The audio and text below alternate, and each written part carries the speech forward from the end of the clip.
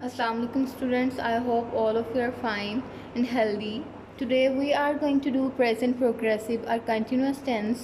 हम इसे progressive भी कहते हैं और continuous भी कहते हैं. सबसे पहले हम इसकी definition देख लेंगे. वो फ़ेल जिसमें किसी काम का करना, होना या सहना मौजूदा ज़माने में जारी पाया जाए, फ़ेल हाल जारी को ज़ाहिर करता है. इसके बाद हम इसकी पहचान देख लेंगे that how we recognise it. ठीक है. उर्दू फ़िक्रों के आखिर पर रहा है, रही है, रहे हैं, रही हैं, रहा हूँ, रही हूँ वगैरह आता है. मसलन मैं चाय पी रहा हूँ, हमज़ा किताब पढ़ रहा है, मवेशी खेतों में चल रहे हैं. इसके बाद हम अफर्मेटिव सेंटेंसेस देख लेते हैं. स्टूडेंट्स, आपने कुछ बातें ज़रूर याद रखनी है. फर्स्ट जो नोट है that is in this tense first form of verb plus ING, जिसे हम प्रेजेंट पार्टिसिपल भी कहते हैं, प्रेजेंट पार्टिसिपल भी कहा जाता है, फोर्थ फॉर्म ऑफ वर्ब भी इसे कहते हैं. ठीक है, इज़ यूज. इसके बाद सेकंड पॉइंट जो आपने याद रखना है that helping verb is am are used. ठीक है, इसमें 3 हेल्पिंग वर्ब इस्तेमाल होते हैं, इज़, एम या फिर आर. ठीक है. थर्ड पॉइंट जो है I is followed by am, third person singular is followed by is, but all the other subjects are followed by are. इसका मतलब ये है कि आई के साथ आपने, जब हम आई को एज अ सब्जेक्ट यूज़ कर रहे होते हैं तो आपने आई के साथ एम इस्तेमाल करना है. थर्ड पर्सन सिंगुलर का मतलब है ही शी इट या किसी वाहद नाम के साथ आपने इज़ इस्तेमाल करना है. और बाकी जितने भी आपके प्लूरल के सीगे होंगे, जितने भी सीगे होंगे वहाँ आपने आर इस्तेमाल करना है. ठीक है. देन हम इसकी फॉर्मेशन देख लेते हैं. सबसे पहले सब्जेक्ट लिखते हैं, फिर इज़, एम या आर में से कोई भी एक helping verb according to the subject, then first form of verb, फिर प्लस आईएनजी और प्लस ऑब्जेक्ट. हम इसके कुछ एग्जाम्पल्स देख लेते हैं. फर्स्ट एग्जाम्पल है हम हॉकी खेल रहे हैं, we are playing hockey. Second example है नदीम पानी पी रहा है, Nadeem is drinking water. Third है तुम वर्जिश कर रहे हो, you are taking exercise. Fourth example है मैं अखबार पढ़ रहा हूँ, I am reading a newspaper. हम सड़क पर दौड़ रहे हैं, we are running on the road. इसके बाद हम नेगेटिव सेंटेंसेस देख लेते हैं. Not is used after helping verb in negative sentences. ठीक है, आपने क्या करना है, हेल्पिंग वर्ब के बाद नॉट लगाना है, तो आपका जो फिक्रा है वो नेगेटिव बन जाएगा. हम इसकी फॉर्मेशन देख लेते हैं. सब्जेक्ट लिखेंगे, देन इज़, एम या आर में से कोई भी एक हेल्पिंग वर्ब लिखेंगे according to the subject, then हम प्लस नॉट लिखेंगे, then first form of verb plus ING, फिर हम ऑब्जेक्ट लिखेंगे. ठीक है. हम इसके भी चंद एक एग्जाम्पल्स देख लेंगे. हम हॉकी नहीं खेल रहे हैं, we are not playing hockey. Hamza ख़त नहीं लिख रहा है, Hamza is not writing a letter. Nadeem पानी नहीं पी रहा है, Nadeem is not drinking water. वो नाच नहीं रहे हैं, दे आर नॉट डांसिंग. वो किताब नहीं पढ़ रहा है, he is not reading a book. इसके बाद हम इंट्रोगेटिव देख लेंगे सेंटेंसेस. सबसे पहले आपने याद रखना है that helping verb is, am, are is used before the subject to make interrogative. ठीक है. फॉर्मेशन देख लेंगे हम इसकी. सबसे पहले आप इज़, एम या आर में से कोई भी एक हेल्पिंग वर्ब लिखेंगे according to the subject, then subject लिखेंगे, देन आईएनजी फॉर्म लिखेंगे. ING form means that your fourth form of verb. ठीक है. और फोर्थ फॉर्म ऑफ वर्ब का मतलब बेटा होता है कि आपने फर्स्ट फॉर्म ऑफ वर्ब के साथ जब आईएनजी लगाना है तो वो आपकी फोर्थ फॉर्म ऑफ वर्ब बन जाएगी. हम जिसे प्रेजेंट पार्टिसिपल भी बोलते हैं ग्रामर में. ठीक है. इसके बाद ऑब्जेक्ट लिखेंगे और देन इंटेरोगेशन मार्क पुट करेंगे. इसकी भी हम चंद एक मिसालें जो हैं वो देख लेंगे. फर्स्ट एग्जांपल है क्या मैं चाय पी रहा हूँ, am I taking tea. Am जो है आपका हेल्पिंग वर्ब है, आई सब्जेक्ट है, टेकिंग जो है वो फोर्थ फॉर्म ऑफ वर्ब है, देन टी जो है आपका ऑब्जेक्ट है.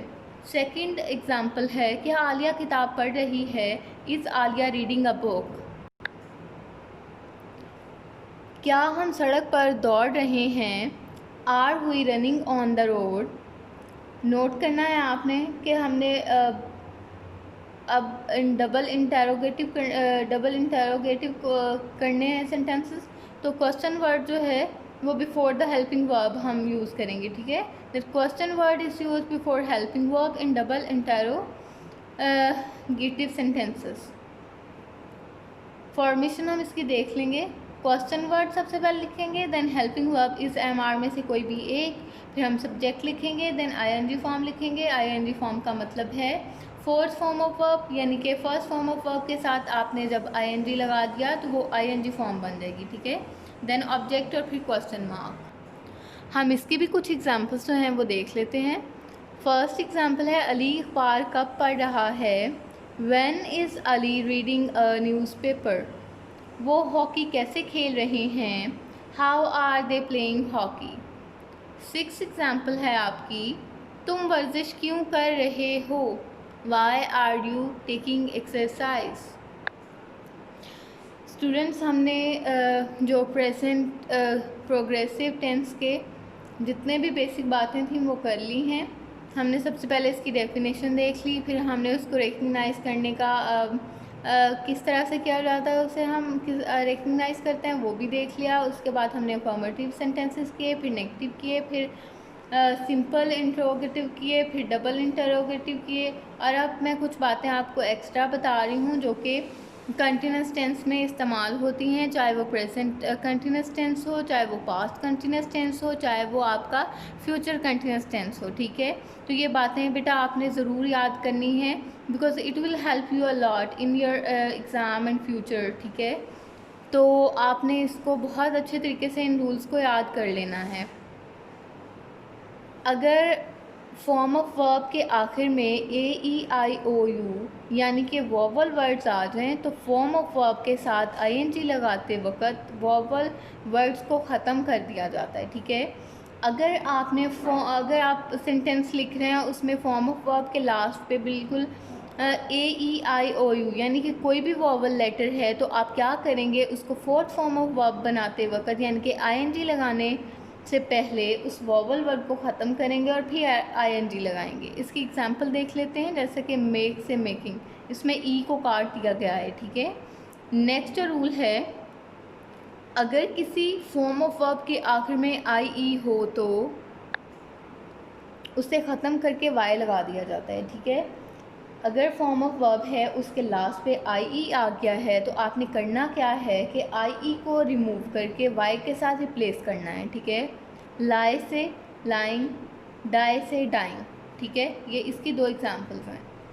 नेक्स्ट रूल आपने याद रखना है कि अगर किसी फॉर्म का यानी कि अगर किसी फॉर्म ऑफ वर्ब का लास्ट लेटर जो है वो वावल नहीं है लेकिन उससे पहले वाला जो वर्ड है वो वावल है तो आपने क्या करना है, आईएनजी लगाने से पहले जो लास्ट लेटर है उसको डबल कर देना है।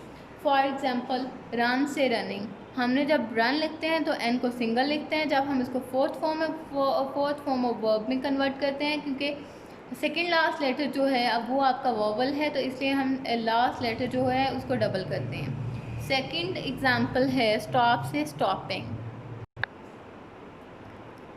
थर्ड एग्जाम्पल है बिगिन से बिगनिंग, ठीक है।